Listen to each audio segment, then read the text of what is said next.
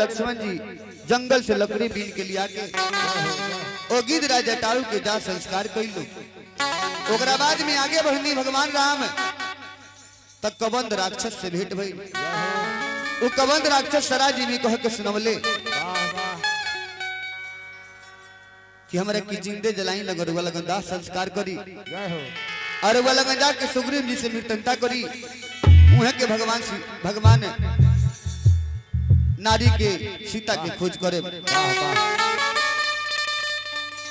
भगवान राम कबंध राक्षस के दाह संस्कार करके आगे बढ़नी तो सबसे पहले हनुमान जी से भेंट भई।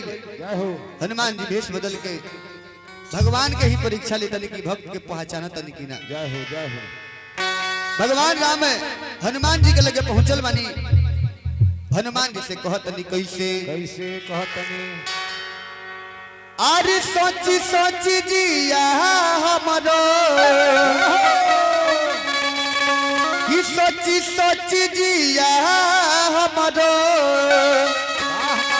अरे काहे घबराता हनुमान जी हो।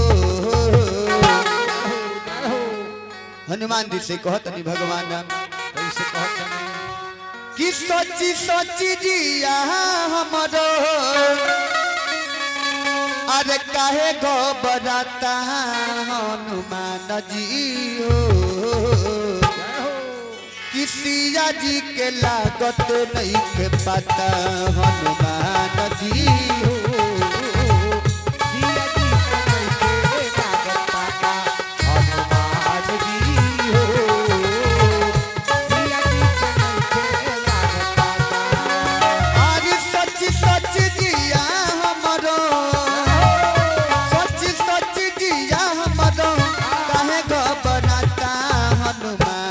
जी हो सिया जी के लागत नहीं के पता हनुमान जी हो।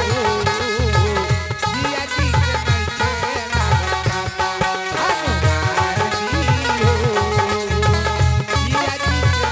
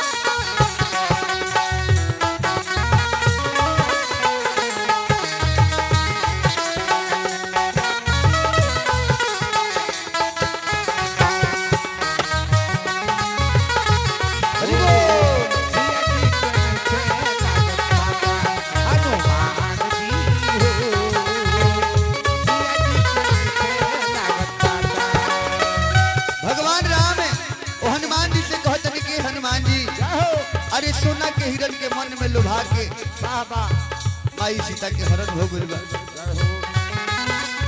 कहतनी कैसे कैसे हरिनाथ के देखी मनवा सीता के लुभैले कहली धक्के लाई स्वामी करे ले जाए।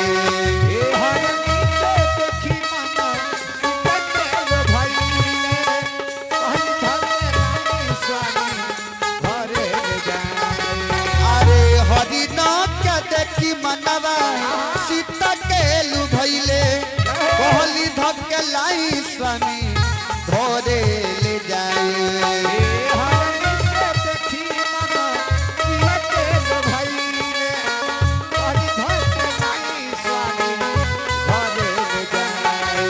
आरी लगता कि चल चल में लगता कि चल चल में हो गईली न पता हनुमान जी हो। सिया जी के लागत नहीं के पता हनुमान जी हो।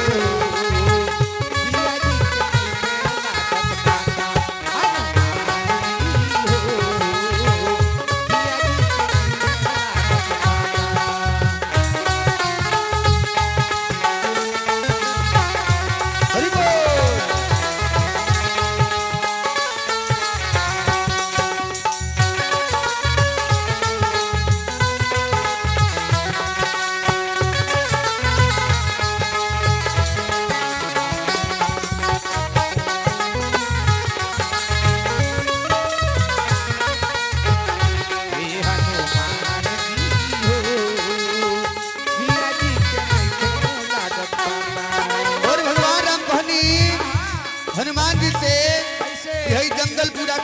वन पूरा खोज लेनी माई सीता कहीं नजर नहीं किया वो वाह वाह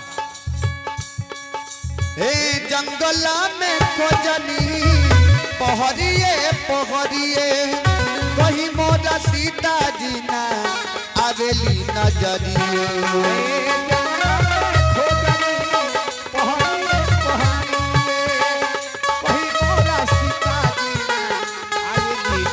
अरे जंगला में खोजनी पहरिए पहरिए कहीं मोरा सीता जी ना आवेली नजरिए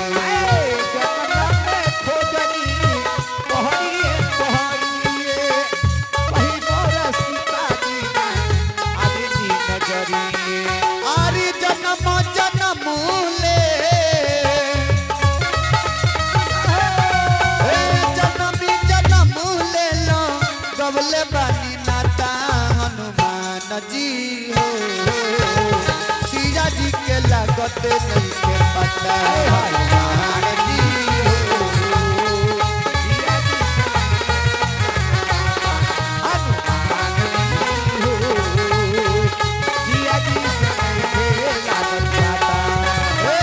सोची सोची जिया हमरो सोची सोची जिया हमरो काहे घबराता हनुमान जी हो सीता जी के लागत नहीं के पता हनुमान जी हो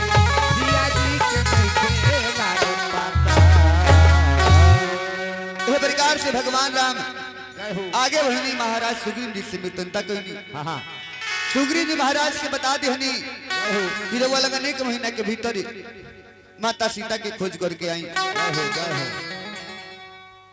भगवान राम की आज्ञा लेके सुग्रीव जी से आज्ञा लेके सारा सेना चल देहल माता सीता की खोज में लेकिन खोजत खोजत खोजत खोजत 23 दिन बीत गई माता सीता के पता ना लगल सारा सेना पहुंचल बा समुद्र के तट पर सारा सेना जब समुद्र के तट पर पहुंचल सबसे पहले अंगद जी महाराज कहन किरवा लगन से विनती बा आग्रह बा कि जाके भगवान राम से महाराज सुग्रीव जी से बता दे जाए कि अंगद जी महाराज अपन प्राण त्याग दे रहे काहे तो माता सीता के पता ना लगल खो वही कतरा हमनी के जी के का होई इतना छोटा काम हमनी से नहीं के हो अंगद जी महाराज के साथे साथे सब कोई बैठ गए प्राण त्यागेला लेकिन गुफा के अंदर बैठे रहे पर्वत के नीचे छुप रहे गिद्धराज जटाऊ के भाई नाम संपाति रहे उन्हें से आवाज निकलते रहे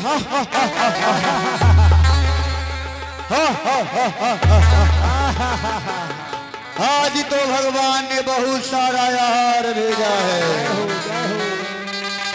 मैं तो सब किसी को खा जाऊंगा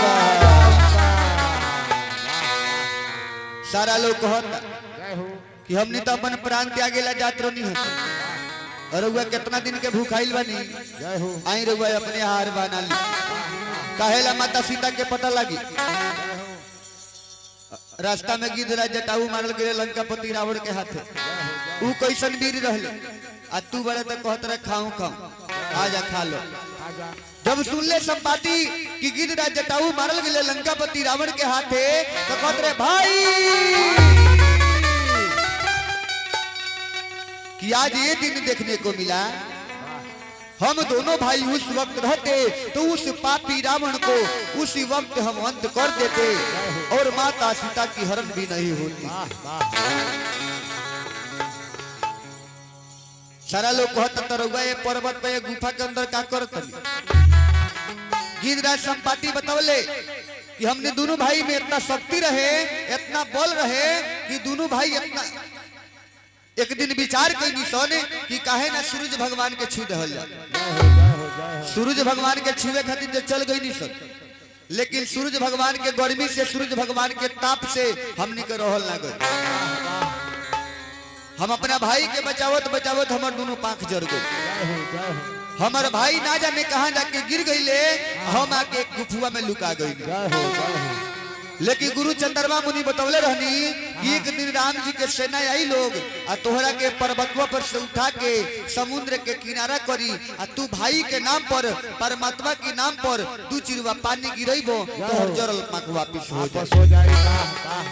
रउआ लगन से विनती बा आग्रह बा कि तनी पर्वतवा पर से उठा के समुद्र के किनारा कर दे जय हो कि हम तो गिद्ध राजा टाऊ ऐसा मदद कर ना सकतनी, जय हो। लेकिन है पर्वतवा पर बैठल बैठल हम सारा लंका देख सकतनी।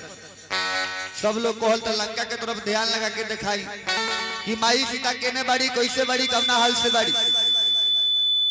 गिद्धराज संपाति लंका के तरफ ध्यान लगैले तो लंकापति रावण अपना महल में घूमत रहले, खेलत रहले, हंसत गावत रहले। लेकिन अशोक वाटिका में अशोक के वृक्ष के नीचे बैठे रहली नारी जेकरा आंख से झरझरी आंसू बहत रहे। गिद्धराज संपाति समझ गई कि हो ना हो माता सीता हो। गिद्धराज संपाति कहत रहे कि रउआ लगन से विनती बा आग्रह बा तनी पर्वतवा पर से उठा के समुद्र के किनारा करी कि भाई के नाम पर परमात्मा के नाम पर दू चिरवा पानी गिराली। सब लोग उठा के ले गए गिद्धराज संपाति के समुद्र के किनारा भाई के नाम पर दू चिरवा पानी गिरे उनकर जरल पांख वापिस हो गए। इतना बात बता के आकाश मार्ग से अंतर ध्यान हो गई। सब लोग कहता कि जौनो एगो अनहरिया में दिया देखावे लाई लहन वो फिडार हो गई। के जाई माता सीता के पता लगावे खतरा केकरा में इतना शक्ति बा, केकरा में इतना बल बा कि हई 400 कोस के समुद्र लांग के जाके माता सीता के पता लगा के आओ। का हो बेंजुमार साहेब जइबो ललित चाचा जी जहां भी बानी मंच पर आई आ छठू बाजी जय हो ते छठू जय हो जय हो। जमोन जी महाराज कहनी कि जमुना बेरा हम जवान रहनी वो ऐसा ऐसा समुद्र के कुछो ना बुझी। जमुना बेरा हम जवान रहनी ऐसा ऐसा समुद्र के कुछो ना बुझी। लेकिन हेऊ बुढ़ा गईला के समय में रउआ लगन 10 20 30 40 50 60 योजन जा सकतनी। तब बुढ़ा गईला के समय में हम 90 योजन जा सकतनी। ओकरा बाद में हमरा से ना जाइले। जय हो जय हो। सब लोग बैठल बा। वाह वाह। जामोन जी महाराज कहनी कैसे कैसे कहनी श्री गणेशाय नमः श्री गणेशाय नमः मंगल मूर्ति मारुति नंदन सकलय मंगल मूल निकंदन।